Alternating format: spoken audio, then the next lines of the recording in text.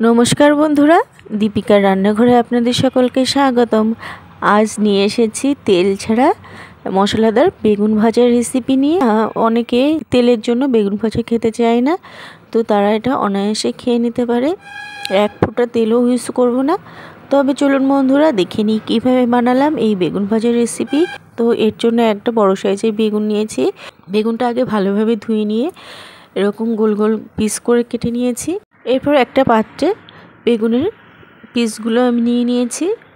এরপর এর মধ্যে আমি দিয়ে দেব কিছু মশলা গুঁড়ো, দিয়ে দিলাম স্বাদ মতো লবণ, হলুদ গুঁড়ো, আর দিয়ে দিলাম কাশ্মীরি রেড চিলি পাউডার, এটা কালারের জন্য একদম, আর দিয়ে দিলাম সামান্য চিনি।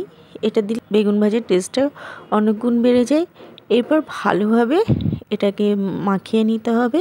তো এরকমভাবে প্রেস করে করে বেগুনগুলো মাখিয়ে নিলে ভালো হয় বেগুনগুলো খেতে। আর মশলা লবণ এগুলো ভালোভাবে বেগুনের মধ্যে ঢুকে যায়। তো এরকমভাবে ভালোভাবে বেগুনগুলো একদম মাখানো হয়ে গেছে।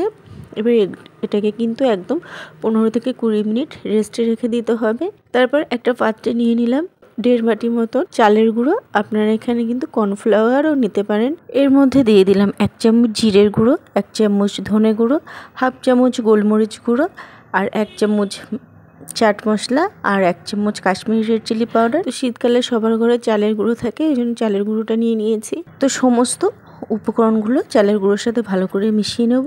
তো বন্ধুরা আপনারা কিন্তু এখানে একটু বেসনও ইউজ করতে পারেন, তো আরও ভালো লাগে খেতে। তো এরপর সমস্ত এদিকে বেগুনগুলো একটু ম্যারিনেট করা হয়ে গেছে। এরপর চালের গুঁড়োর মধ্যে এরকমভাবে দিয়ে দিয়ে চেপে চেপে চালের গুঁড়োর মিশ্রণটাকে কোট করে নেব।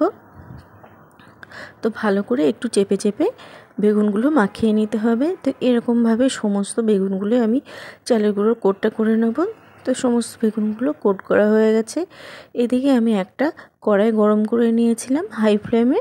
তারপর এটাকে একদম লো টু মিডিয়ামে রেখে এটা ঢাকা দিয়ে রেখে দেবো।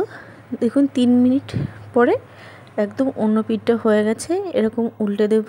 অপর পিঠটাও আমি ঢাকা দিয়ে 3 মিনিট মতন রান্না করে নেব। দেখুন একদম বেগুনের কালার চেঞ্জ হয়ে গেছে, বেগুনগুলো ভিতর থেকেও সিদ্ধ হয়ে গেছে। গ্যাস অফ করে ঢাকা দিয়ে আরও 2 মিনিট মতো রেখেছিলাম। দেখুন বেগুনগুলো একদম হয়ে এসছে। তো এবার এগুলোকে আমি নামিয়ে নেব। বলে না দিলে কেউ বুঝতেও পারবে না যে এগুলো তেল ছাড়িয়ে ভাজা হয়েছে। একদম তেল দিয়ে ভাজার মতনই এর টেস্ট হয়ে থাকে। আর মশলাগুলোর জন্য বেগুন ভাজার টেস্টটা আরও দারুণ লাগে। তো বন্ধুরা বেগুন ভাজাগুলো আমি নামিয়ে নিলাম।